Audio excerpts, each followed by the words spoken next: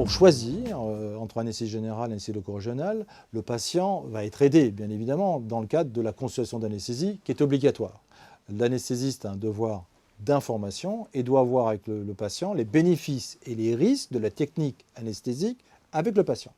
La différence entre une anesthésie générale et une anesthésie loco-régionale réside même dans la définition. C'est-à-dire loco-régionale, je vais prendre en charge une partie du corps. Générale, je prends en charge l'ensemble du corps. La problématique qui se pose, c'est faut-il absolument que je mette mon malade dans un coma sous ventilation artificielle versus est-ce que tout simplement je ne peux pas lui endormir une partie du corps. Alors là où l'anesthésie générale est incontournable, c'est quand on ne peut pas aller endormir une région donnée parce que la région est trop centrale ou trop générale.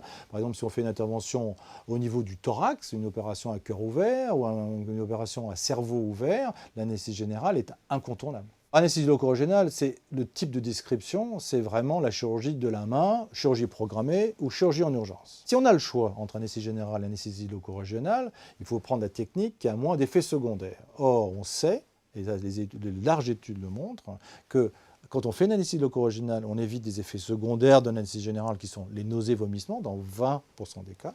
Et deuxièmement, quand on préfère une anesthésie loco-régionale, quand on peut la choisir versus une anesthésie générale, on a une prise en charge de la douleur post-opératoire bien meilleure.